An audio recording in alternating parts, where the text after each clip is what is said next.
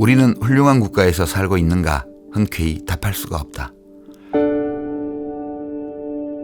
훌륭한 국가 없이는 훌륭한 삶을 살 수 없기에 사람들은 묻고 시도하고 좌절하고 또 도전한다. 도대체 국가란 무엇인가? 대한민국을 더 훌륭한 국가로 만들려면 우리는 각자 무엇을 어떻게 해야 하는 것일까? 나는 이런 의문들에 대한 답을 찾고 싶었다. 이 책은 오늘의 시점에서 내가 찾은 대답이다.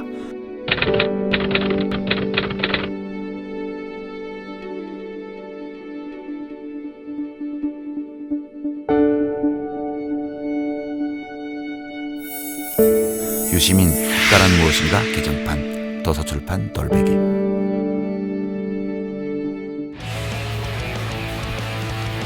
네, 안녕하세요. 아나운서 박혜진입니다.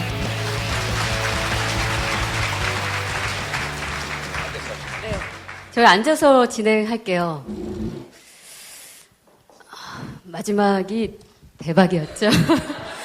저도 여기 앉아서 들으면서 아니, 목소리가, 뭐, 우리가 썰전이나 방송에서 이렇게 자주 듣곤 하지만 다큐멘터리 듣는 느낌의 이런 나레이션 목소리는 또 처음이잖아요. 근데 그 마지막 돌베개. 뭔가 이렇게, 뭔가 꼭 사야 할 것 같은, 그 잠잠한 목소리가 굉장히 울림을 주네요, 선생님. 나중에 뭐 좋은 다큐 있으면 이렇게 파트너로 한번 해보고 싶은. 네. 책 문화의 절정은 네. 읽는 게 아니고 사는 거라고. 아, 요즘 많이 뻔뻔해지셨어요. 왜 이렇게 책을 파세요? 진중권 선생의 지론을 인용했습니다. 예. 그렇군요.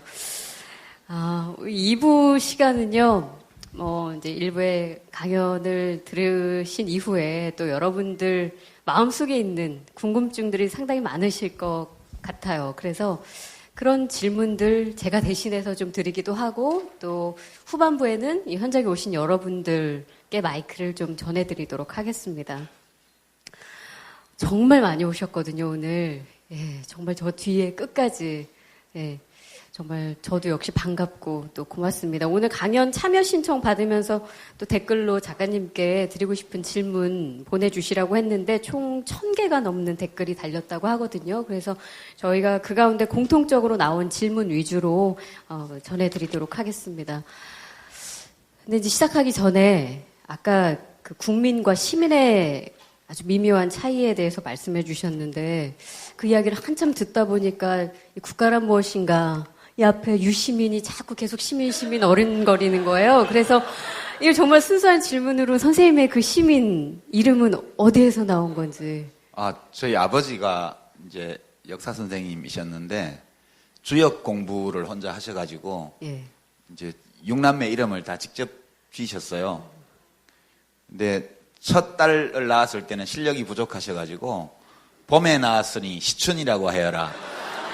그래서 때시자 학렬에 봄춘자 이런 식으로 지으셨대요. 예. 근데 제가 5째니까 제가 날 때쯤엔 이제 내공이 많이 업그레이드가 되셔가지고 한 10,000랩 되셨나 봐요.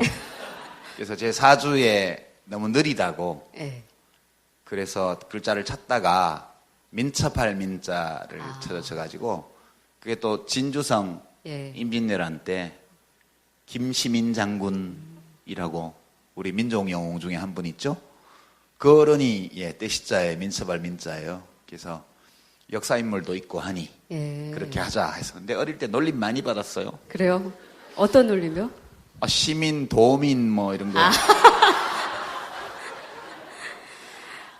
뭐 바가지만 하겠습니까? 저는 뭐 박이어서 뭐 어린 시절 박지성 가진 분들은 기본적으로 바가지는 달고 사니까 저에게는 뭐 그런 게 있었기 때문에 또 그 두 번째 강연을 듣다가 이제 또 저의 개인적인 질문은 마지막에 최순실 이렇게 고마울 수가 없다 이런 표현을 하셔서 제가 흠칫 놀란 것이 요즘 이런 반어법을 잘못 썼다가 또 공격을 당하실까봐 선의로 해석해도 됩니까?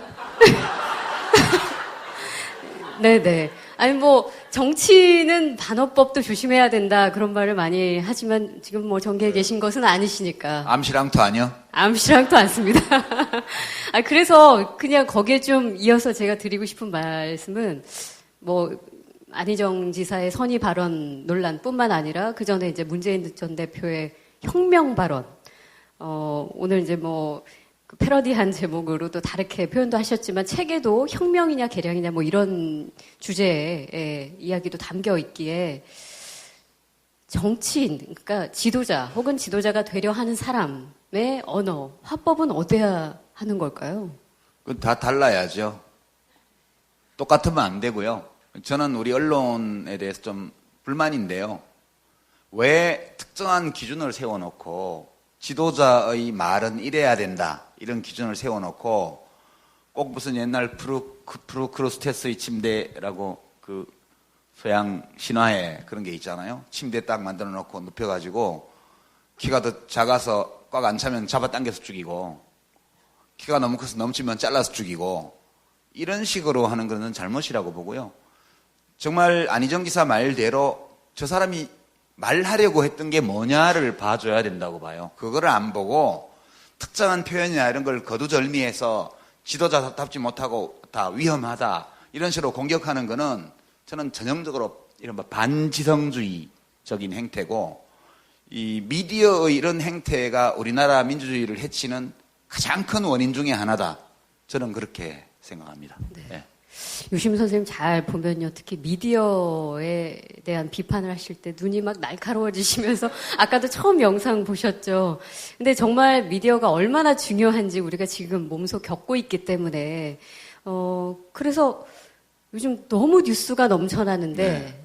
요즘 가짜냐 진짜냐, 가짜 뉴스 때문에 좀 우려의 목소리가 많습니다. 왜냐하면 그 여론을 잘못 형성해서 판단을 흐리기 쉽기 때문에 그런 우려들을 하는 건데, 도대체 가짜 뉴스와 진짜 뉴스를 시민으로서 어떻게 평가를 하고 어떻게 그 기준을 나눠서 구분할 수 있을까요? 근데 가짜 뉴스 자체는 죄가 없다고 봐요, 저는. 저 스스로 생긴 것도 아니잖아요. 누가 만든 거니까. 가짜 뉴스 그 자체는 죄가 없죠. 의도를 가지고 만들면. 근데 저는 가짜 뉴스는 막을 수 있는 다른 방법이 하나도 없고요.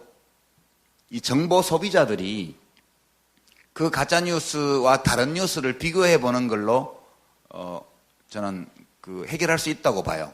그걸 어떻게 일일이 쫓아다니면서 막겠습니까? 네. 그러니까 저는 가짜 뉴스가 누구에게 영향을 미치냐 하면 이른바 확증 편향의 오류.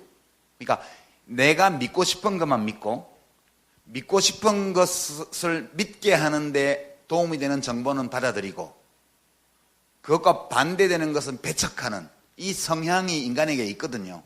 그러니까 아무리 설명을 해줘도 JTBC가 조작해서 만든 문서를 데스크탑에 만든 다음에 그것을 태블릿 PC에 옮겨 심어가지고 폭로했다, 이 주장이 사실이 아님을 말해주는 많은 정보들이 있잖아요. 근데 또 그렇게 주장하는 가짜뉴스가 또 있어요.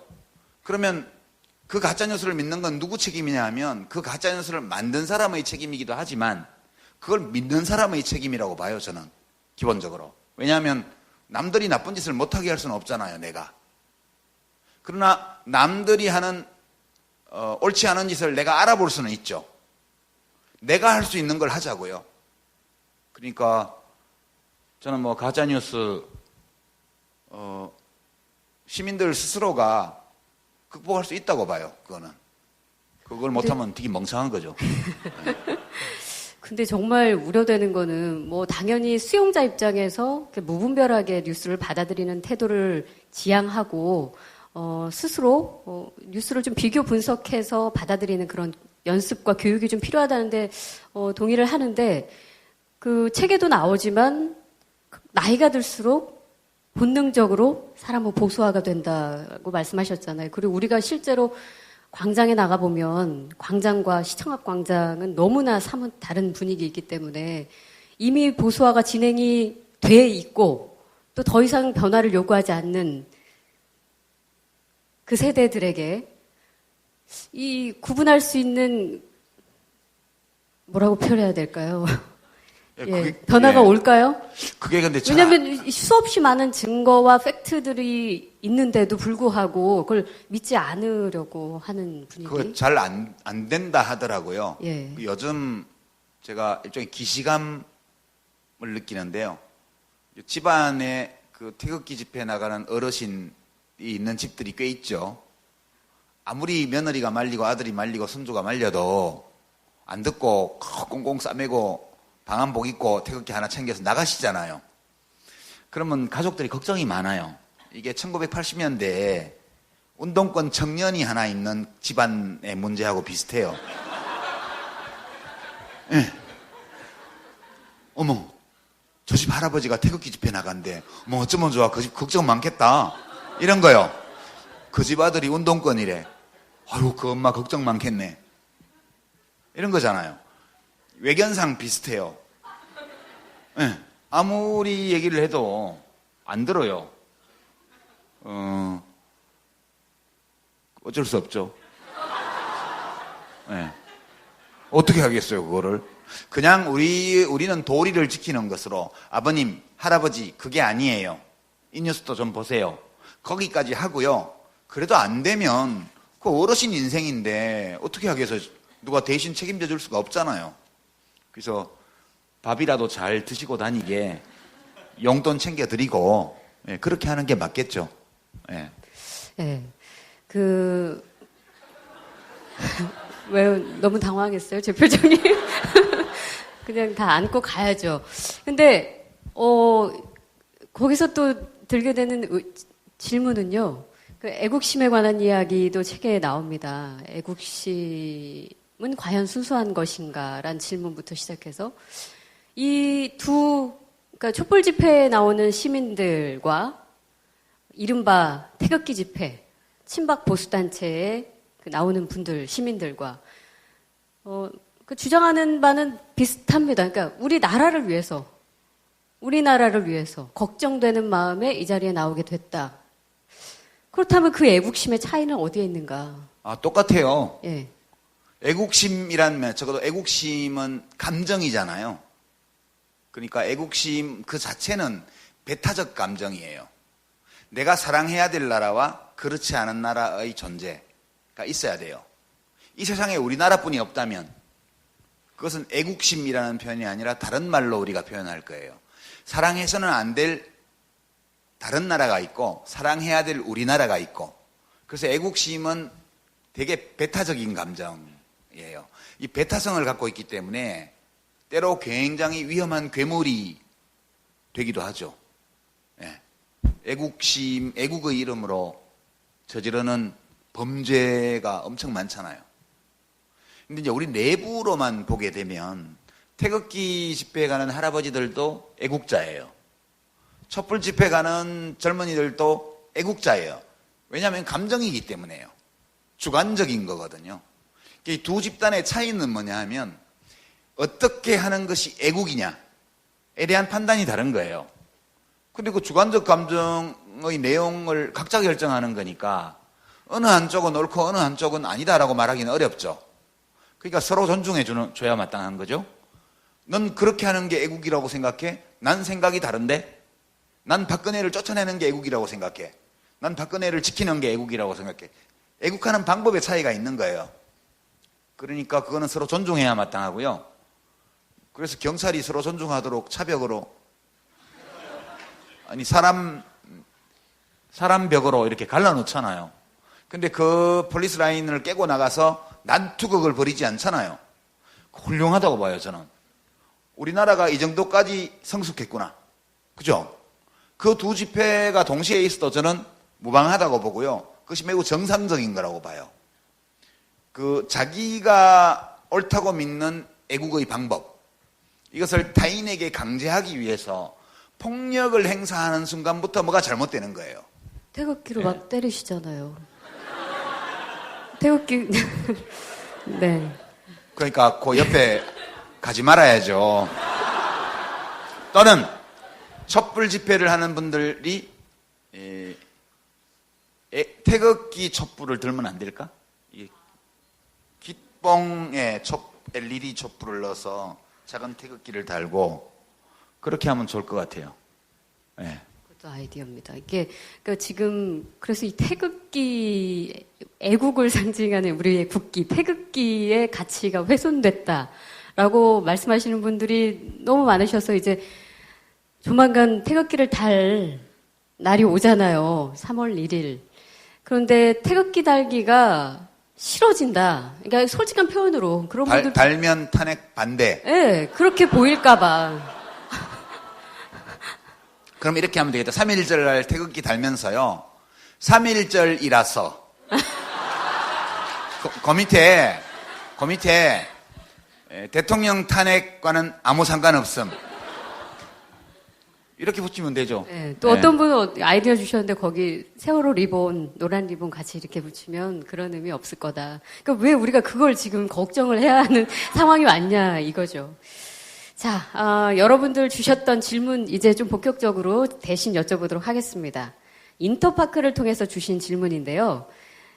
고대부터 현대까지 국가 개념이 계속 변해왔는데 변치 않는 공통 가치가 있을 것 같습니다. 그건 뭐라고 생각하시고 또 현재 대한민국은 그 가치에 부합하는 국가일까요? 국가는 길게 보면 한 10,000년 전에 생겼다고 그러고요. 그런데 국가의 성격과 기능은 계속해서 변해왔죠. 그렇지만 예나 지금이나 어떤 성격의 국가든 변치 않는 게 하나 있어요. 국가는 폭력을 독점한 인간 공동체라는 거예요. 국가 권력의 실체가 군대, 경찰로 표현되는 물리적 강제력이다 하는 것은 절대 안 변합니다. 국가가 존재하는 한은. 그러니까 물론 이 국가의 물리적 강제력은 합법적이고 정당한 폭력이라고 우리가 인정하죠. 합법적이고 정당하다고 사람들이 인정하는 폭력을 국가가 행사합니다. 이거는 절대 안 변해요. 왜냐하면 사회 내부의 무질서를 막고 외부의 위협이나 침략에서 국민을 보호하기 위해서는 물리력이 필요하거든요. 그거는 변하지 않고요. 다만 국가 권력을 세우는 방법, 절차. 처음에는 힘센 놈이 그냥 폭력을 구축하고 그 폭력에 스스로 합법성을 부여하고 그리고 복종하는 자에게는 상을 주고 저항하는 자에게는 죽음을 주고 이렇게 해서 생긴 게 최초의 국가들이죠. 그건 역사책에서 여러분들 다 보셨을 거예요. 당군 할아버지가 하늘에서 내려오셔서 국가를 세운 거 아니거든요. 예. 그런 거고. 그러나 국가의 성격은 처음에는 단순히 만인이 만인에 대해서 늑대와 같이 투쟁하는 이 자연 상태. 이게 굉장히 비참하고 불안하기 때문에 이것을 극복해 주겠다는 어떤 전망을 제시한 압도적인 힘을 가진 누군가가 국가를 처음에 세웠죠. 그래서 국가의 최초의 기능은 생존을 위한 거예요. 생존을 위한 거예요. 무질서와 외부의 위협에서 생명과 안전을 지키는 기능. 그게 첫 번째 국가의 기능이고요. 두 번째가 그 국가가 오랫동안 대중들에게 신임받고 존속하려면 좀 살게 해줘야 돼요. 먹고 살게요. 그게 물질에 대한 욕구를 어느 정도는 충족시켜줘야 된다는 거. 그 다음에 세 번째는 시간이 가면 갈수록 처음에는 힘센 놈이 왕이 됐는데 이 왕은 신이 지정해 준 거야 이렇게 믿다가 그게 아니라는 걸 점점 알게 돼서 나중에는 왕을 목 잘라 죽이고 우리가 주인이야 그렇게 됐으니까 그 다음에는 이렇게 사람들이 존중받고자 하는 욕구 그거를 충족해 줘야 돼. 이게 민주주의고요. 첫 번째가 안보, 두 번째가 발전, 세 번째가 민주주의. 그럼 마지막이 우리들이 갖고 있는 제일 높은 단계의 인간 욕구, 자아실현의 가능성을 열어주는 이제 그런 대로 지금 나가는 거죠. 그러니까 우리 보통 부러워하는 나라들이 복지국가잖아요. 복지라는 건 그냥 가난한 사람한테 돈 주는 그런 게 아니고요. 시민들이 자신이 원하는 삶을 자유롭게 살아나갈 수 없도록 위협하는 모든 자연적, 사회적 위험에서 시민들을 보호하는 국가가 복지국가예요. 그렇게 국가의 기능은 순차적으로 진화되어 왔는데 어느 하나를 없애고 다음 게 생긴 게 아니고 처음에 거 하나 위에 그 다음 거를 쌓고 그 바탕 위에 또 그 다음 걸 쌓고 해서 이렇게 온 거거든요. 우리나라도 되게 1948년 정부 수립 때부터 실체가 이제 육체를 가진 어떤 국가가 만들어졌다면 되게 이승만, 박정희, 4.19를 거치고 또 박정희 정권을 거치고 광주 5.18 또 6월 항쟁 쭉 이렇게 거쳐오는 과정에서 되게 이런 단계를 밟아서 오늘까지 왔다 이렇게 보고요. 아주 훌륭한 상태에 도달한 것은 아니지만 굉장히 짧은 시간 안에 비용을 적게 들이고 그리고 상당히 신속하게 국가의 진화를 이루어냈다고 봐요, 저는. 그래서 1등급, 2등급, 3등급, 4등급 이렇게 굳이 나누자면 한 4등급에서 출발해가지고 지금 한 2등급까지 왔지 않나? 예, 더 가야 되는데 더 높은 수준으로 가야 되는데 지금 못 가고 질퍽거리고 있는 그런 상태라고 봐요. 네. 너무 우리나라에 대해서 비하하지 않았으면 좋겠습니다. 우리 제법 잘해왔다고 저는 생각해요. 예. 그래요. 지금 이제 정말 국정농단 사태를 온 국민이 이렇게 초등학생까지도 최순실과 박근혜 이름을 알 정도이니까 이런 상태에서 사실 정말 이 민주주의라는 것이 아까 마지막 부분에 민주주의는 그 자체로 좋은 것이지만 그걸 어떻게 잘 운용하느냐 그것이 이제 우리 시민에게 주어진 과제라고 말씀하셨는데 지금 이 상황을 그러니까 그렇게 비관적으로 보지 않으시는 것 같아요. 왜냐하면 잘 해왔고 잘 갈 것이다. 약간의 희망을 좀 담아주셨는데 지금의 이 과정은 어느 그 자리에서 그런 말씀하신 것 같아요. 우리가 그동안 치르지 않은 그 비용을 지금 치르고 있는 것일 수도 있다. 그 정도의 고통이다. 예, 그런 건가요? 예, 저는 그렇게 봐요. 예. 그러니까 특히 이 민주주의를 잘 운영하는 데에는 지식도 있어야 되고요. 경험도 있어야 돼요. 예, 그러니까 지식만으로도 안 되고 경험만으로도 안 되는 건데요. 우리가 4.19 때를 생각하면 1960년이에요. 그죠? 65년 전이에요. 65년 전. 그때 처음에 반정부 데모 시위를 시작한 고등학생들이었어요. 대학생들은 뭐 낭만 찾고 뭐 실존주의 찾고 막 이렇게 하고 다닐 때 고등학생들이 제일 먼저 나섰거든요. 대학생들은 한참 있다가 고등학생들이 막 죽고 하는 걸 보면서 이제 본격적으로 뛰어들었는데 왜 하필 고등학생이었지? 이렇게 보면 어린이 때부터 교과서에서 민주주의가 뭔지를 배운 첫 세대였어요. 그때 고등학생들이요. 그리고 그 일제시대 때의 그 엄청난 억압적인 그런 국가주의 교육을 안 받았어요. 근데 교과서에서 다 배웠는데 아까 제가 말씀드린 거요.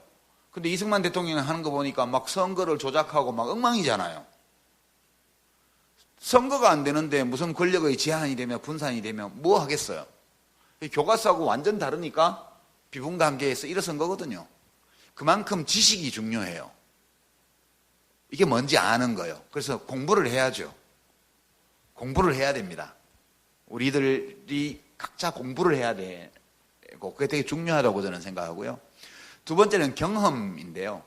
그게 뭔지 안다고 해서 자동차가 어떻게 굴러가는지 안다고 해서 바로 운전을 할 수 있는 거 아니죠. 운전을 해봐야 자동차 운전을 알게 돼요. 자동차가 내연기관의 원리라든가 회전축과 이 에너지 전환의 원리를 안다고 해서 운전을 할 수 있는 게 아니잖아요. 운전을 하려면 차를 몰아봐야 돼요. 민주주의의 원리를 안다고 해서 그걸 잘할 수 있는 건 아니고 해봐야 되는 거거든요. 그래서 지금 우리가 그런 경험을 축적하는 단계라고 봐요. 저는 민주주의는 영원한 학습 과정이거든요. 아까 말씀드린 것처럼 독일 국민들도 바이마르 공화국의 실패와 나치의 끔찍한 범죄와 이런 것들을 경험하면서 무엇이 중요하며 어떻게 해야 되는지를 몸으로 익혀나간 거고 독일 정부가 중심이 되어서 엄청난 세월 동안 그 시민교육을 해온 거거든요. 그래서 우리는 국가에서 그런 교육 안 해주니까 우리 스스로 교육해야죠. 뭐. 그런 점에서 지난 한 석 달간, 그러니까 10월 24일 작년 JTBC의 태블릿 PC 보도 이후에 지금 딱 넉 달 지났나요? 그죠? 넉 달이 지났는데 이 넉 달 동안에 쌓인 집단적 경험과 우리가 알게 되었던 많은 정보를 생각해 보세요. 어마어마한 압축적인 쪽집게 과외를 우리가 지금 민주주의에 대해서 받고 있는 거거든요. 그래서 그렇게 하라고 최순실 씨가 국정농단을 한 것은 아니나, 예, 그 불가에서 역행보살이라는 말이 있다 그래. 역행보살이요. 역행보살이요. 예. 그런 역할을 해주신 분이어서 한 짓은 미우나 그 인간 자체는 저는 굉장히 따뜻하게 안아드리고 싶어요. 수고 많으셨어요. 이렇게. 네. 자, 다음 질문 드리겠습니다. 이번에는 예스24 통해서 올려주신 질문인데요. 저는 가끔 국가를 위해서 분투해야만 하는 제 시민으로서의 숙명이 종종 부담스럽습니다. 그렇지만 시민으로서의 의무감을 회피하고 싶지도 않습니다. 제가 스스로 정치에 참여해야 하는 당위성을 부여할 수 있는 방법이 있을까요? 그 당위는 다 아는 거잖아요. 해야 된다는 거요. 그 당위를 몰라서 안 하는 건 아니고 하려면 귀찮죠. 바빠 죽겠는데. 그리고 우리나라 국민들이 다 그 영화배우 탤런트 수준으로 일정이 바쁘잖아요. 그리고 요즘 스마트폰에 매달려 살잖아요. 그죠? 쉴 새 없이 카톡이 울어대고 뭐 이런저런 밴드며 뭐 해가지고 막 바빠요. 매일매일. 그런 판국에 어디 가서 참여하려면 시간도 내야 되고 돈도 들어가고 이러니까 번거롭죠. 그건 나 혼자만 어떻게 안 할 수 없을까? 남들이 다 해주면 나는 안 해도 될걸. 그 예방주사 맞는 거하고 비슷해요. 모든 국민이 다 예방접종을 하면 나는 안 해도 되거든요. 왜냐하면 나한테 옮겨줄 사람이 없기 때문에. 아, 진짜예요. 예방접종은 제약사의 업무다. 또는 뭐 트럼프 대통령이 뭐 그런 것도 좀 믿는다며요. 예방접종 때문에 뭐 어떤 질병이 생긴다 이런 거요. 뭐 장애가 생긴다든가 이런 거. 그 이상한 걸 믿더라고, 그 사람은. 우리 주변에도 보면 그런 걸 믿고 아이들 예방접종을 안 하는 분들이 있어요. 병 안 걸려요, 애가. 왜냐하면 딴 집 애들이 다 예방접종을 하니까. 걔한테 병을 옮겨줄 사람이 없어요. 그런 것처럼 무임승차가 좋죠. 짭짤하죠. 지하철 요금 안 내고 지하철 타면 좋죠. 그렇지만 모두가 무임승차 하려고 그러면 지하철은 설 수밖에 없는 거거든요. 그래서 저는 뭐 그런 게 당위라고 봐요. 그러니까 모두가 다 내가 하는 것처럼 하면 세상이 망하고 말 거야. 따라서 세상이 망하는 걸 막으려면 내가 내 몫을 해야 돼. 그게 당위고요. 그러면 이제 안 해보면 좀 어색해요, 처음에.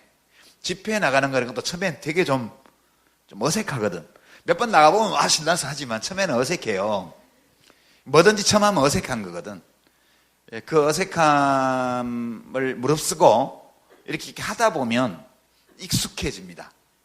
그러면 좀 더 수월하게 하게 되리라고 제가 말씀드리죠. 시작이 어렵지 하고 나면 질라면 쉬워요. 예. 네.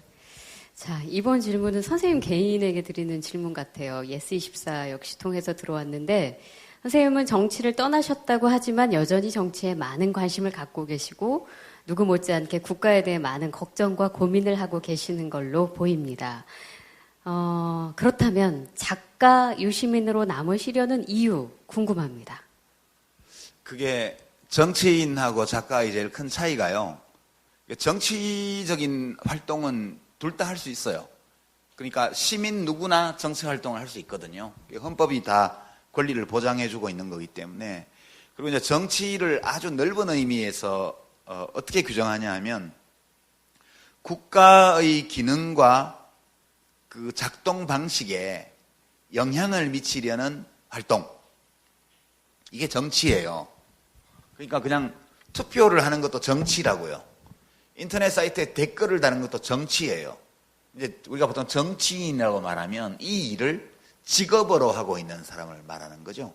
그럼 직업 정치인은 결국은 권력 속으로 들어가잖아요. 국회로 가든가 청와대로 가든가 뭐 어디로 가든가. 그러니까 그 국가라는 것은 근본적으로 강제 권력을 행사하는 데거든요. 그러니까 직업 정치인은 강제 권력을 강제력을 가지고 일을 하는 데예요. 법률이 강제잖아요. 그런 거고 작가는 사람들의 강제 권력을 갖고 일하지 않아요. 작가는 그냥 말과 글로 하는 거죠. 사람들과 마음을 나누는 거지, 생각과 마음을 나누는 거지, 강제 권력을 동원하는 게 아니거든요. 왜 자꾸 전화가 오지? 지금 바쁜데, 예, 제가 끊어놓겠습니다.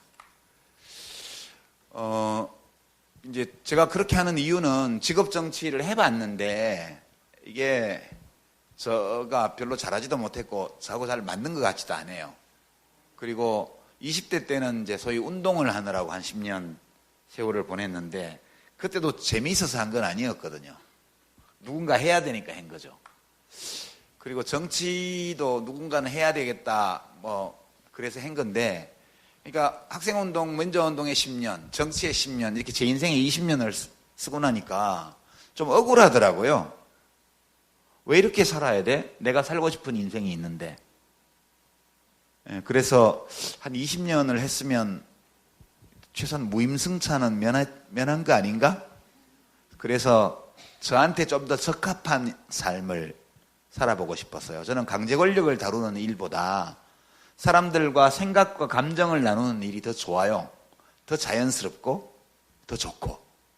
그래서 왜 정치를 안 하고 작가로 살아가냐 하면 저한테 맞는 인생을 살고 싶어서, 예, 그렇게 살아갑니다. 그렇게 살면서 제가 할 수 있는 방식으로 국가의 기능과 작동 방식에 영향을 미칠 수 있는 일들을 또 같이 해나가면 되지 않냐. 네. 그렇게 생각합니다. 선생님 개인적으로는 작가로서의 삶이 훨씬 더 행복할 것 같아 보이기도 해요. 예전 정치인으로서 있었을 때 표정과 지금은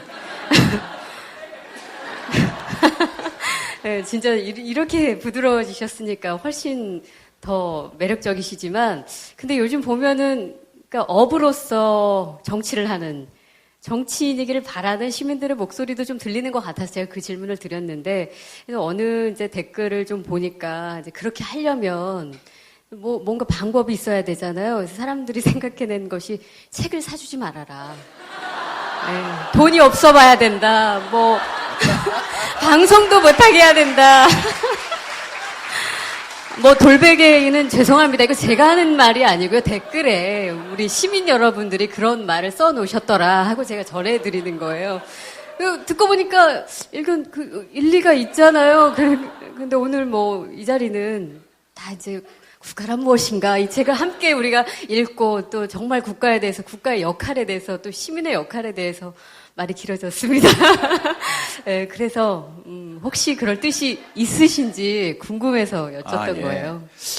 저는 제가 정치를 직업으로 하고 있을 때보다 지금이 더 정치적 영향력이 크지 않나? 그런 생각이 듭니다. 예. 네. 자, 또 하나 드릴게요. 이것도 예스24 통해서 많이 올려주셨는데요. 이분은 20대이신 본인을 꿈꾸는 남자라고 표현해 주셨는데, 자기 자신에 대해서 잘 아는 것이 가장 중요하다고 생각합니다. 그래야 정치, 사회뿐만 아니라 내 주변의 것들에 대해서도 제대로 알 수 있을 테니까요. 유시민 선생님은 나를 알기 위해 어떤 노력을 해오셨나요? 그런 점에서 지금 청춘들에게 가장 필요한 삶의 태도는 뭘까요? 라고 질문 주셨네요. 예, 나를 아는 게 중요하다는 건 다 아시죠? 소크라테스 할아버지가 너 자신을 알라 그러셨고, 되게 인류 문명의 역사를 보면 그 많은 노력들이 다 나를 알기 위한 노력이었다고 저는 생각합니다. 그래서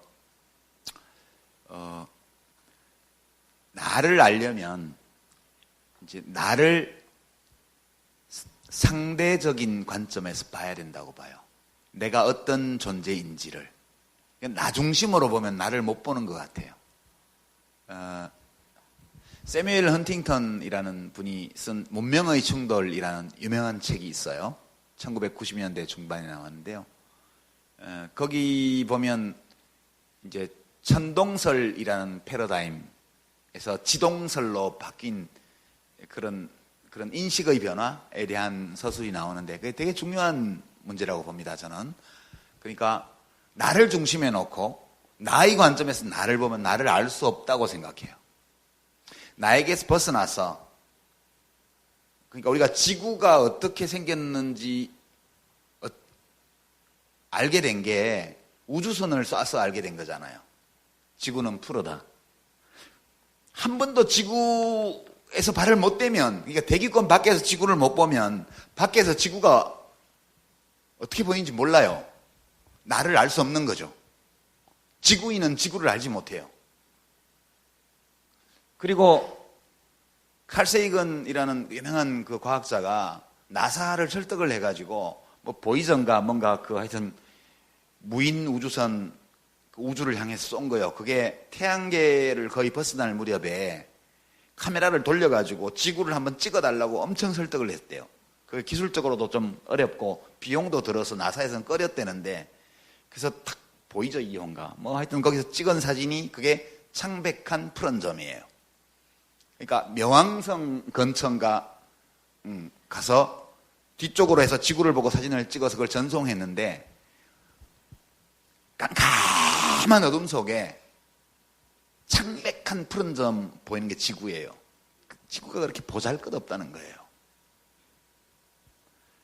그만큼 우리가 지구가 어떤 행성인지를 알기 위해서는 우주를 다 알아야 돼. 우주의 관점에서 지구를 봐야 된다는 거예요. 그러니까 우주가 지구를 중심으로 돈다. 이렇게 생각하는 한 지구에 대해서 알 수 없어요.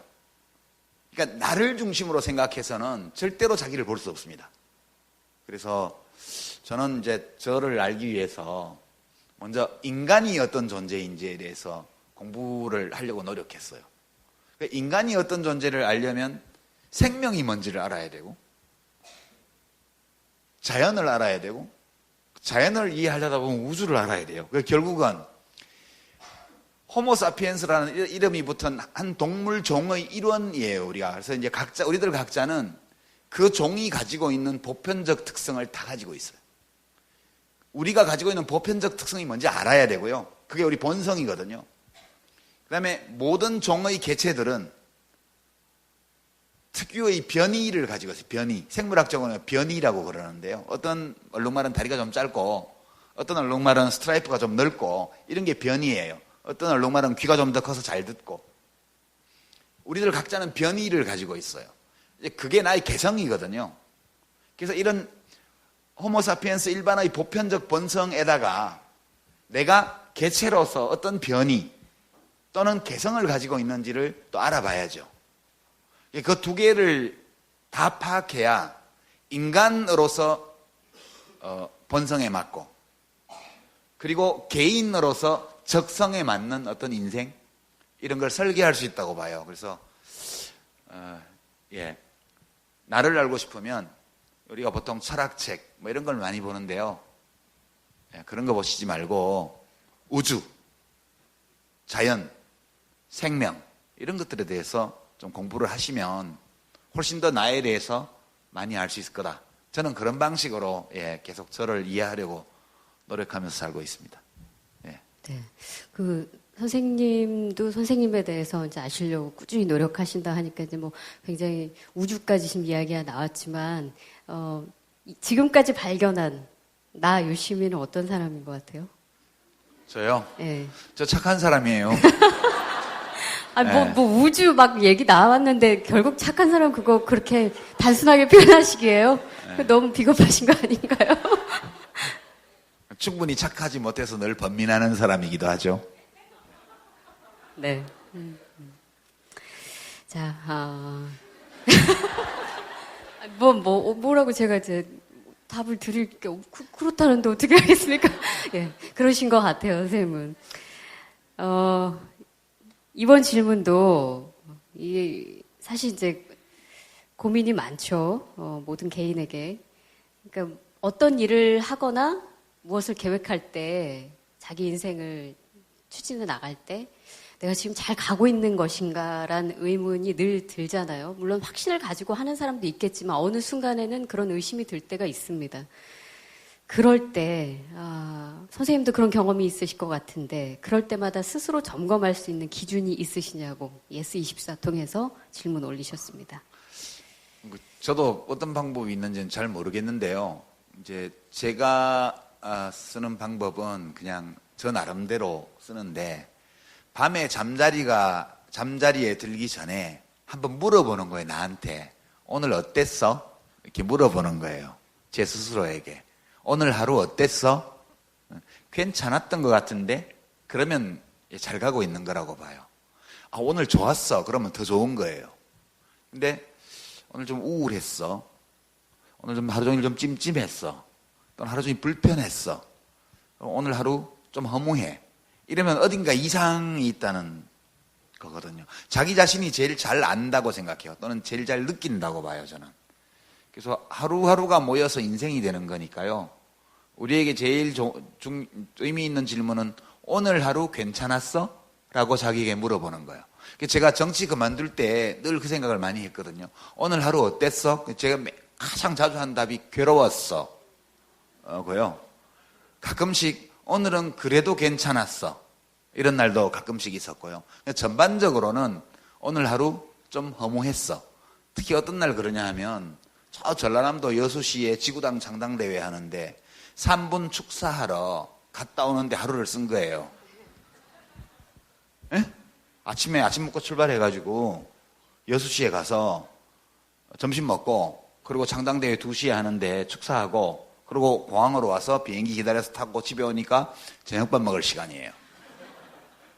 그런 날은 오늘 하루 어땠어? 이러면 말할 수 없이 허무한 거예요. 나의 이 하루가 뭐야? 거길 왜 갔지? 그러면 그 지구당 위원장이 부탁을 했기 때문에요. 여수에 저를 좋아하는 분들이 많대요. 거절할 수 없어서 갔는데 1년 365일을 이런 식으로 살면 어떨까? 또는 내게 남은 수십 년의 삶을 사고 안 당한다면 수십 년 살 텐데 이런 식으로 수십 년을 살면 어떨까? 그렇게 생각할 때 아니라는 생각, 이렇게 살면 안 되겠다는 생각, 그런 게 많이 들었어요. 그 뒤로 정치를 그만둘 때에도 되게 오늘 하루 어땠어? 안 좋았어. 그리고 정치를 그만두고 나면 어떨 것 같아? 괜찮을 것 같아. 이 생각이 계속 들었기 때문에 이제 그만둔 거거든요. 잘 되지도 않았고 정치가 잘 됐으면 또 어떻게 견디겠는데. 그래서 선거는 떨어지고 욕은 엄청 먹고 뭐 선거에 떨어지면 사람들이 동정해 줘야 마땅한데 그죠? 위로해 줘야 되는데 선거에 떨어지면 죄인 취급하고 비웃는 거예요. 그래서 이건 너무 괴롭다. 그래서 제가 쓰는 방법은요, 오늘 하루 어땠어? 어땠어? 라고 나에게 물어보는 거. 그게 좋았어까지는 아니지만 나름 괜찮았어. 그러면 인생 전체가 나름 괜찮은 인생이 될 수 있는 거여서 저는 그런 식으로 합니다. 이게 맞다는 보장은 없고요. 그냥 참고만 해주시기 바랍니다. 네. 지금 여기 이제 현장에도 이렇게 많은 분들 와 계시지만 오늘 지금 저희의 이 이야기 그리고 아까 그 강연 포함해서 페이스북하고 유튜브에도 지금 생중계가 되고 있거든요. 그래서 지금 뭐 한참 1시간, 2시간, 1시간 반 정도 지났네요. 아까 강연부터 시작해서. 진부하게 이제 시작할 때 인사드리지 않고 이렇게 중간에 지금 페이스북하고 유튜브 보고 계신 분들께 잠깐 인사. 예, 분위기 전환 차원에서. 예. 새롭죠? 쑥스럽네요. 사실은 잊어버렸다가 제가 지금 생각이 나서. 지금 화면 잘 나옵니까? 예. 반갑습니다. 그 남은 시간 함께 즐겨주시면 좋겠습니다. 예. 감사합니다. 예. 자, 이번에는 교보문고 통해서 올라온 질문입니다. 사실 촛불 집회에 나가서 소리를 보태는 그 이상으로 국민이 무엇을 할 수 있는 것인지 답답합니다. 각자가 이제 서 있는 자리에서 무엇을 해야 정말 이 어려움을 헤쳐나갈 수 있을지 아까 잠시 이제 강연에서 좀 언급해 주셨는데 실제로 촛불 집회 때 초 한자로 내가 이 촛불, 이 불빛 하나 밝히는 걸로 어떤 변화를 가져올 수 있을까? 그 전에는 우리 세월호 참사 때 내가 이 노란 리본을 내 가방에 하나 다는 것으로 혹은 내 차에 스티커 하나 붙이는 것으로 어떤 변화를 줄 수 있을까? 가끔 그런 의문이 들 때가 있거든요. 예. 그건 되게 중요해요. 사실은 그 세월호 희생자 중에 어떤 아이의 어머니가 인터뷰한 걸 이제 제가 봤는데 어떤 중학생, 여중생들이 막 10원짜리, 100원짜리 욕을 하면서 전화기로 막 가더라는 거예요. 그래갖고 하긴 네 집인데 저렇게 버릇없이 자랐담. 아우 저렇게 숭한 말을 하고 그래서 혀를 끌끌 찼는데 딱 지나갔는데 봤더니 가방 꼬리에 노란 리본이 달려 있더래요. 그런데 갑자기 마음이 확 변하더니 어떤 놈의 새끼가 쟤를 저렇게 화나게 한 거야?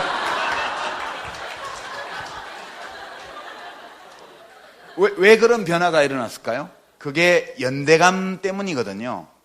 연대감을 느끼면 그 사람 입장에서 생각해 주게 돼요. 그래서 우리가 아무것도 아닌 것 같지만 가방 지퍼에 노란 리본을 달거나 차 뒷유리창에 노란 리본을 붙이거나 이렇게 해서 서로 보잖아요. 서로 볼 때 내가 느끼는 이 감정, 내가 하는 이 생각을 하는 사람들이 저기도 있구나라고 느낄 때 우리가 서로 격려가 되거든요. 또 용기를 얻게 되고요. 그래서 그렇게 사소한 작은 것들을 할 수 있는 걸 하는 게 출발이라고 저는 생각합니다. 그런 걸 하다 보면 그게 즐겁게 느껴지고요. 즐겁게 느껴지면 또 더 많이 하게 되거든요. 그 다음에 할 수 있는 게 또 눈에 보여요. 예, 그래서 자기의 일상적인 생활 공간 속에서 삶의 일상적인 리듬을 지켜가면서 예, 거기서 조금씩 가지를 쳐서 할 수 있는 거 이런 걸 해나가면 예, 재밌어요. 그거 그 앞에 앞차에 왜 끼어들어 이러면서 화를 내려다가 갑자기 뒷유리창에 노란 리본이 딱 보이면 깜빡이나 튀고 들어오지. 아니 깜빡이 켰으면 내가 비켜줬을 거 아니야. 아이 몰라 왜 갑자기 끼어들고 그래. 이렇게 생각이 예, 바뀝니다. 그게 좋은 거예요. 예. 예. 선생님, 근데 가끔 연기하시더라고요. 이렇게. 아, 썰전 봐도 이렇게 훅 연기가 나와가지고, 그 놓치면 정말, 이렇게 귀한 장면을 놓치다니, 막 정말 그런데 오늘 또 연기 많이 해주시니까 흐뭇하네요, 정말. 예. 자, 저희가 원래 예정된 시간 9시 반까지입니다. 그래서 질문 더 몇 가지 드릴게요.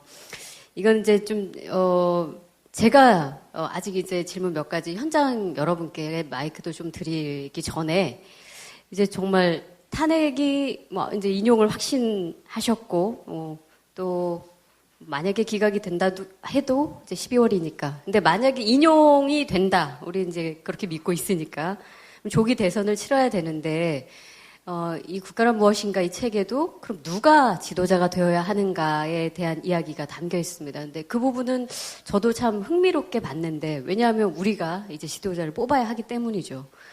그래서 어디에서 그런 말씀 하셨더라고요. 그러니까 대통령은 유권자에게 발견되는 거래요. 그래서 우리는 지금 서로들 자기가 지도자가 되겠다고 뛰고 있는 그 많은 사람들 가운데 어떤 점을 발견해서 사람을 뽑아야 되는 걸까요? 근데 그거는 이제 시대에 따라서 상황에 따라서 시민들이 요구하는 게 좀씩 다르고 그리고 자기가 요구하는 지금 이 시기에 긴급하게 요구하는 걸 잘해줄 것 같은 사람에게 마음이 가기 마련이거든요. 근데 사실 뭐 어떤 걸 해주길 원하는지는 각자 다르리라고 봐요. 저는 사실 이제 탄핵 인용이 되면 지금 이정미 헌법재판관이 13일이 마지막 근무일인데 3월 10일 이후에 13일, 3월 10일에서 13일 사이에 선고를 하게 되면 대선 날짜가 5월 9일이에요. 60일 이내, 50일 이후. 그러니까 선거법 때문에 50일, 선거 공고를 50일 이상 해야 되거든요. 그래서 탄핵 인용에서 50에서 60일 사이에 대선 날짜를 잡아야 되는데 5월 첫 주가 연휴라서 4월 26일 아니면 5월 9일이에요. 대선 날짜가 인용되면. 그래서 막 확 대선 국면으로 들어가려고 보고요. 혹시 기각되면 그러면 정말 보수 세력은 악몽이에요. 보수 진영은. 왜냐하면 기각됐다고 해서 박근혜 대통령이 제가 남은 임기 동안 잘하겠습니다. 그렇게 하지 않을 거거든요. 정의가 마침내 승리했다. 국회는 반성해라. 그죠? 임기 마지막 남은 날까지 대통령으로서 최선을 다해서 권한을 행사하겠다. 이렇게 나올 거라고요.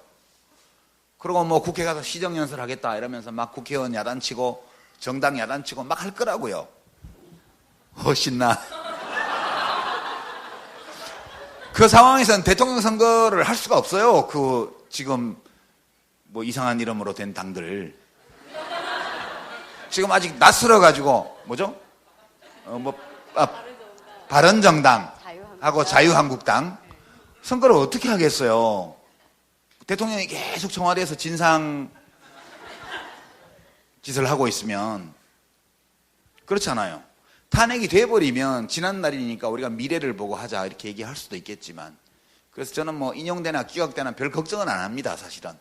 다만 8개월 동안이나 더 우리가 좀 이상한 대통령의 말과 행동을 인내해야 된다는, 그게 좀 마음에 걸리긴 하지만 그래도 못 참을 바는 아니다, 저는 그렇게 생각합니다. 다만 제가 지금 중요하게 여기는 건 두 가지인데요. 이 두 가지 기준을 적용해 보면 누가 나은지 잘 모르겠어요. 솔직히 다 좋은 것 같아요. 첫 번째는 민주주의 규칙을 바로 세워야 됩니다. 민주주의 규칙을요. 그러니까 권력자들이 법을 지키는 거예요. 법에 따라서 통치하는 거예요. 이 원칙, 민주주의의 기본 원칙, 법치주의의 원리, 이거를 확고히 세워내는 게 우선적으로 중요하다고 보고요. 이게 민주공화국의 기본 질서를 새로 세우고 확고히 하는 거예요. 두 번째는 격차 해소예요. 격차 해소요. 그러니까 지금 너무 살기 힘든 분들, 이 비정규직 노동자들, 중소기업 근로자들, 자영업 하는 분들, 이런 분들이 숨 좀 쉴 수 있도록 최소한 좀 경제정책을 바꾸는 거예요. 그러니까 특히 중산층과 하위소득계층의 가처분 소득을 올려주고 그분들의 일자리를 좀 안정시키는 거예요. 이게 지금 제일 중요한 시대적 과제라고 생각해서, 근데 정권 교체를 할 수만 있다면 그렇게 누가 되든 큰 차이 있을까? 그런 이 두 가지 면 모두에서. 그래서 지금 야권의 후보들은 다 괜찮은 것 같아요. 예, 그냥 아무나 돼도 좋을 것 같아요. 공식적으로는 이렇게 말씀드려요.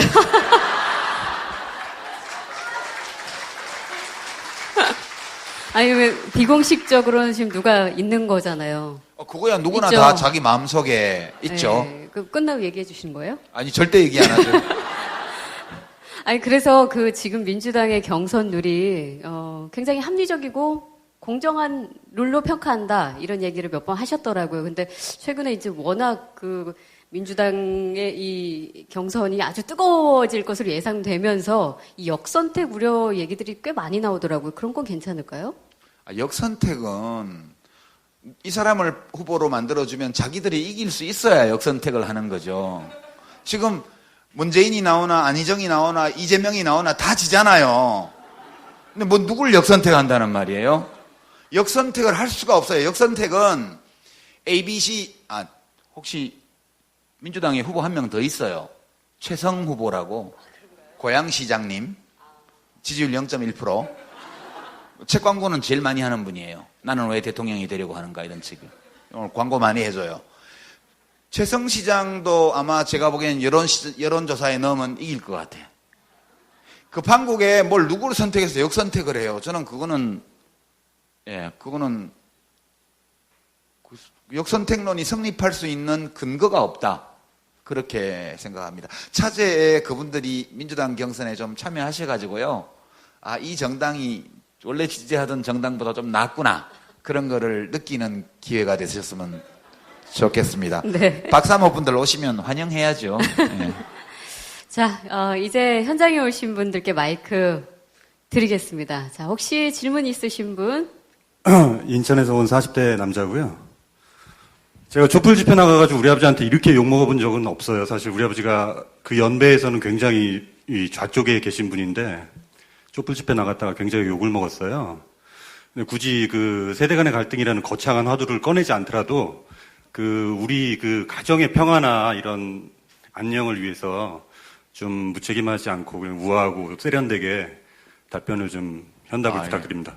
촛불 집회 나가시는 걸 들키지 마세요. 그럼 돼요. 아니, 그게 아니고, 세대 간의 갈등이 아니라, 가정의 안녕, 이렇게 막 문재인이면은, 아버지 왜 싫어요? 그러면은, 그냥 미워. 이런 게. 그런 걸 그러니까 현답. 왜 물어보시냐고요? 그런 걸 물어보지 마세요. 그 남자분들, 특히 기혼 남자들이 결혼 기념일 날 이벤트 하면서, 난 또 태어나도 자기랑 결혼하고 싶어. 자기는 어때? 이렇게 물어보면 절대 안 돼요.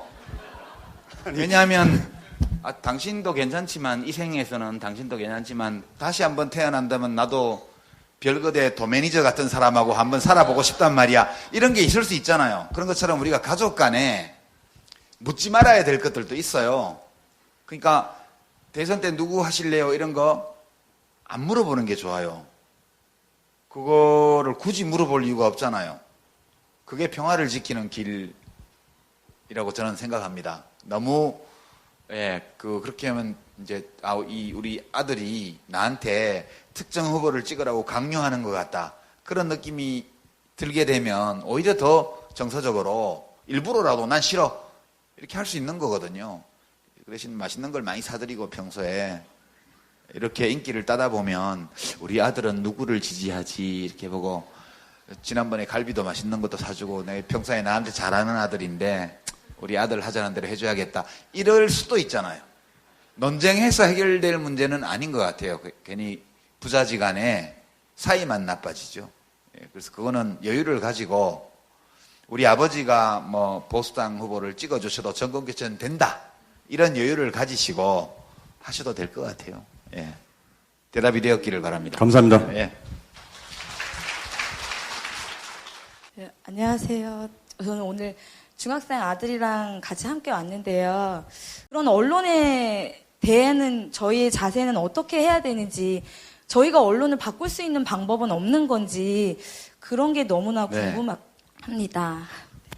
언론에 대해서 할 수 있는 게 별로 없죠. 시민으로서. 우선 이상한 신문은 안 보는 게 우선 기본이죠. 구독을 하지 말아야 돼요. 이상한 신문은. 그리고 평소에 그 고객으로 출입하는 가게 이런 데 그런 신문이 놓여 있으면 사장님께 한마디 하시는 걸 잊지 말으셔야 돼요. 왜 이런 신문을 읽으세요? 이렇게 그렇게 한마디 하시고 뭐 끊으세요 이렇게까지 말하면 너무 과하거든요. 이제 그렇게 하고 또 좋지 않다고 느끼는 방송은 또 이렇게 텔레비전을 설정해서 자동 건너뛰게 그렇게 좀 하시고요. 이 공중파 방송은 정권이 바뀌고 나서 민주주의 원칙을 바로 세우게 되면 그 내에서 혁신이 일어날 거라고 저는 봅니다. 그래서 다시 그런 공영방송으로서의 기능을 되찾게 될 거라고 저는 생각해요. 그리고 종편은 사실 그게 그런 기능을 할 줄은 몰랐는데요.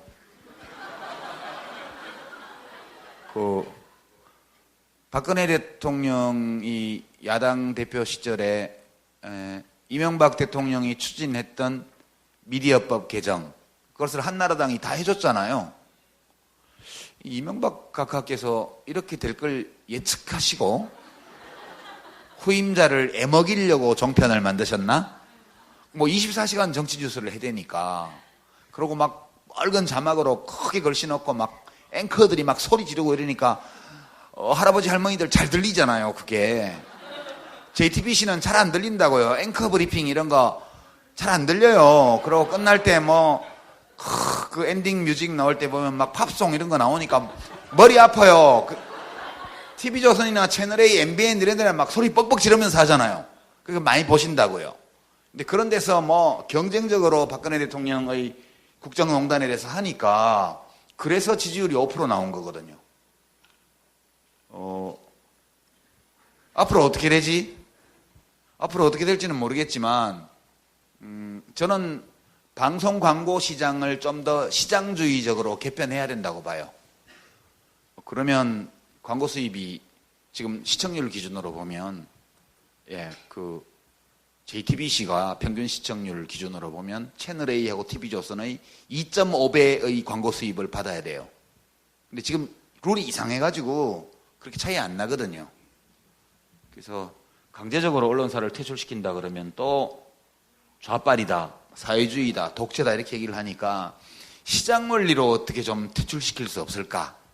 그래서 방송 광고 시장에 자본주의 원리를 확실하게 도입하는 법 개정 청원 운동을 해볼까? 그런 고민을 지금 좀 하는 중입니다.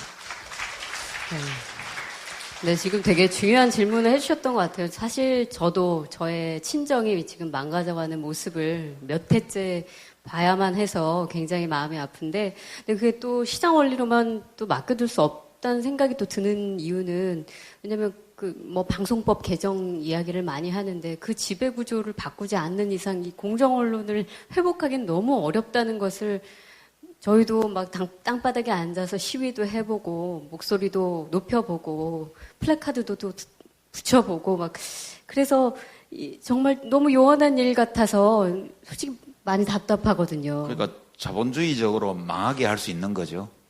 자본주의적으로 망하게 할 수 있는 거죠. 적자 봐가지고 파산하게. 왜냐하면 시청자들이 시청률을 통해서 광고 시장에 영향을 미칠 수 있거든요. 그 방송 기업의 재무 구조에 엄청난 영향을 줄 수 있어요. 지금처럼 아무런 수단이 없는 것보다는 차라리 시장주의적인 방법이라도 소비자가 영향을 미칠 수 있는 뭐가 있으면 낫지 않나? 그런 생각 때문에 오죽하면 이런 생각을 하겠습니까? 예, 개전의 정이 없기 때문에 거의 뭐 공정방송으로 거듭나기를 바랄 무슨 조그만한 희망의 근거라도 있으면 기대해 보겠는데 저는 뭐 비관적으로 좀 봐요. 네, 시간이 진짜 많이 흘렀습니다. 마지막으로 이제 선생님께서 글쎄요, 뭐 당부라는 표현이 어떨지 모르겠지만 이제 아주 이 중요한 시기에 우리가 그 어느 때보다도 이렇게 진지하고 묵직하게 국가에 대해서 질문을 해본 적이 있는가 싶은 이때에 마지막으로 또 해주시고 싶은 말씀 마무리 발언으로 듣겠습니다. 근데 약간 마음에 걸려서요. 이렇게 청중들 질문을 많이 소화 못해가지고 물론 간접적으로는 많이 소화했지만 혹시 이 가운데 아주 멀리서 오신 분 계세요? 제일 멀리서 오신 분 한 분한테만 그럴까요? 더. 저 어디서 뒤에 오셨어요? 계시네요. 어디서 오셨어요? 대구. 더 먼 데 있어요? 예. 제주도. 당첨. 예, 대구를 가볍게 밟으시고. 제주도 당첨. 제주도 어디세요? 제주도 국제학교 다니고 있어요. 아, 예. 제가 제주도에서 국제학교를 다니면서 우리나라에서 받는 교육하고 좀 색다른 교육을 받고 있거든요. 고등학생이에요? 네, 고등학교 3학년 이제 2달 뒤에 시험을 치는데 지금 방학이랑 잠깐 올라왔어요. 그래서 여러 가지 생각이 드는데 제가 이제 대학 입학을 앞두면서 제가 정말 하고 싶은 일이 뭔지, 제가 진짜 이 사회에 기여할 수 있는 방법이 뭔지 생각해 보니까 제가 하고 있는 생각과 제가 받고 있는 교육에 기반해서 파급력이 있는 사람이 되고 싶다는 생각을 많이 하거든요. 박력? 파급력이요. 파급력. 파장을, 깜짝이야. 네. 파장을 주는 사람이요. 예. 근데 영향력 있는 사람. 네. 이제 유시민 작가님은 이미 그러니까 사회적으로 포텐셜이 높으신 분이고, 저도 그렇게 되고 싶어서 어떻게 하면 효과적으로 제가 있는 사회 안에서 영향력 있는 사람이 되고 싶은지 여쭤보고 싶어요. 예, 이제 10대 때 할 수 있는 고민이고 또 많이 하는 고민이에요, 그죠?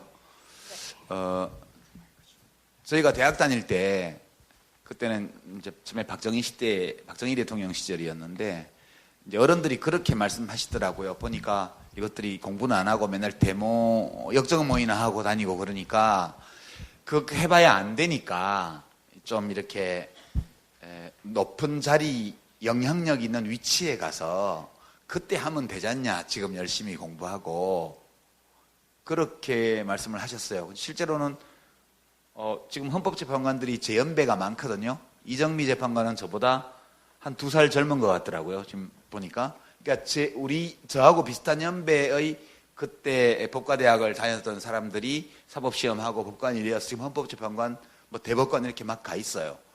그것도 하나의 방법이라고 봐요. 저는 오랜 기간 참고 적응해서, 그러나 자기 자신을 잃어버리지 않고, 그리고 자기가 뭔가 힘을 행사할 수 있는 위치에 갔을 때 그때 똑바른 인간으로서 똑바르게 그 권력을 행사하는 거, 이것도 하나의 방법이 된다고 보고요. 그러나 또 지금 뭐 참여연대 안진걸 합동사무처장처럼 기소만 뭐 5건 6건 집시법 위반 뭐 명예훼손 당하면서 계속 촛불 집회 끌고 다니고, 이것도 또 하나의 인생이라고 저는 생각을 해요. 안진걸 씨 같은 사람이 힘 있는 자리에 갈 가능성은 별로 없죠? 모르죠. 정권이 바뀌어갖고 갑자기 스카우트해서 청와대 비선에 들어갈지 알 수는 없겠지만 여러 길이 있어요. 여러 길이. 제일 중요한 것은 자기 자신이에요. 자기 자신이요. 제가 알고 있는 어떤 분 중에는 지금 법관을 하고 있는데 엄격하게 자기 관리를 하면서 자신에게 기회가 올 때까지 대법관 또는 헌법재판관의 기회가 올 때까지 참으면서 자기를 가다듬어 가고 있는 법관도 제가 알아요. 정말 훌륭하게 개인적인 삶을 꾸려나가고 있어요. 자기에게 그런 기회가 올지 안 올지 모르겠지만 혹시 온다면 그때 정말 자기가 법률가로서 이 사회를 위해서 할 수 있는 걸 다 하겠다 이런 의지를 가지고 하는 분도 있고 여러 길이 있어요. 어느 길만 있는 게 아니에요. 근데 이제 이걸 모두 묶어서 사회에 또는 사람들에게 영향력이 있는 사람이 되려면 사람들에게 필요한 사람이 돼줘야 돼요. 먼저 어떤 방식으로든 어떤 영역에서든 필요한 사람이 돼줘야 돼요. 그러니까 제 같은 경우 지금 정치를 그만둔 입장에서 정치적 영향력이 있어요. 지금 썰전 같은 데 대선 후보들 오시라 그러면 다 오시고 거절하는 분이 안 계셔요. 제가 개인적으로 차 한잔 마시자고 하면 오겠어요? 그죠? 그리고 지지율 순으로 이렇게 모시는데 지지율은 좀 낮지만 나에게 기회를 달라 이렇게 열심히 얘기하는 분도 계셔요. 근데 왜 그럴까 하면 시청률이 높아서 그래요. 왜 시청률이 높냐 하면 사람들이 그걸 보면서 나에게 필요한 정보를 여기서 얻을 수 있어. 이런 판단을 하는 시민들이 많기 때문에 시청률이 높은 거예요. 제가 출판계에서는 또 좀 편집자들한테 인기 있어요. 왜냐? 책이 많이 팔리거든. 책이 왜 많이 팔리냐 하면 그 책이 내가 궁금해하는 것들이 이 책에 좀 있어 이렇게 느끼는 독자들이 많기 때문에 그 책이 좀 나가는 거예요. 그러니까 제 영향력은 책 판매 부수나 또는 썰전의 시청률에서 오는 거예요. 그게 없으면 저 영향력이 없어요. 근데 그게 높은 이유는 어떤 형식이든 사람들이 필요를 느끼고 있는 거를 제가 글로든 말로든 이렇게 제공해 드리니까 거기서 파생된 거거든요. 만약 제가 하는 얘기가 사람들에게 와닿지 않고 사람들이 필요하다고 느끼지 않고 제가 쓰는 책이 담긴 내용이 아무도 필요로 하지 않는 거라면 제 영향력은 꽝이 될 거예요. 그러니까 결국은 사회적 영향력을 획득하는 방법은 일반적으로 말할 때 많은 사람들이 필요로 하고 있는 것을 찾아서 그 필요를 채워주는 사람이 되는 거예요. 어떤 영역에서든요. 그래서 타인에게 남에게 필요한 존재가 되기 위해서 내가 할 수 있는 일, 내가 잘할 수 있는 일, 그 일을 잘하기 위해서 내가 준비해야 할 일, 이런 것들을 하는 거죠. 지금 고등학생이니까 잘 생각해 보세요. 내가 무엇으로 어떤 한 인류의 일원이고 그리고 개성을 가지고 있는 한 개인으로서 동시대를 살아가고 있는 사람들에게 내가 무엇으로 필요한 사람이 되어줄 수 있을까 고민해 보시고요. 예, 그 답을 찾고 실제로 그런 사람이 되기 위한 준비를 하고요. 능력을 기르고요. 경험을 쌓고 이렇게 해나가면 되겠죠. 오늘 주제와는 좀 관계없는 질문이지만 간접적으로 관계에 있어서 말씀드렸습니다. 네. 이제 마무리 제가 네. 말씀 잠깐 네. 드리고 이제 네. 마치는 걸로 하겠습니다. 사실 국가란 무엇인가 이 책은 6년 만에 제가 개정판을 썼는데요. 그냥 다른 것보다 국가가 뭐지 이렇게 궁금해하는 분들이 이미 옛날 옛적부터 그걸 고민했던 어떤 분들이 남겨놓은 대답을 최대한 많이 볼 수 있도록 제가 정리를 한 책이에요, 원래. 근데 원래 정치를 할 때 썼던 책이기 때문에 그걸로 손님을 싹 끌어들여서 뒷부분에 제가 하고 싶은 얘기를 막 했죠. 그런 책인데 정치를 그만둔 입장에서 그 뒷부분은 이제 소용이 없어졌는데 앞부분이 좀 아까웠어요. 그거를 주워 모으느라고 내 나름으로는 바쁜 와중에 열심히 노력해서 주워 모은 건데 그냥 버리기는 좀 아깝다. 되게 맛있는 음식은 아니지만 그래도 기초대사량을 충족해 줄 수 있는 정도의 영양가는 들어있는 음식이니까 약간 접시를 바꿔 담고 좀 소스를 좀 바꾸고 간도 좀 맞추고 이렇게 하면 사람들에게 필요한 책이 되지 않을까 해서 개정심판을 쓰게 됐고요. 출판사에서 신문에 광고 내면서 제가 여러 번 부탁했는데 그걸 빼먹었더라고요.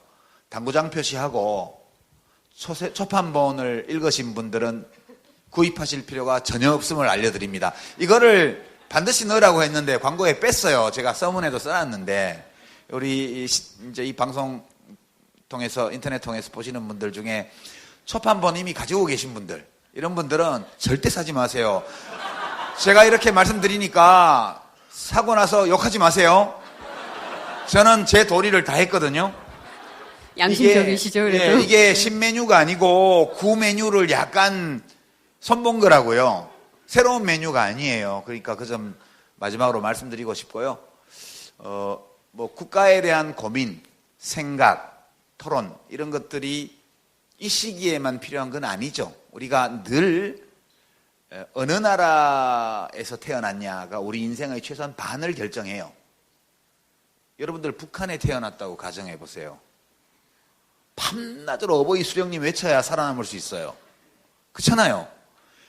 휴전선 이남에서 태어났던 것만 해도 상대적으로 굉장히 큰 행운이에요. 레바논이나 시리아나 소말리아에 안 태어난 게 얼마나 큰 행운이게요.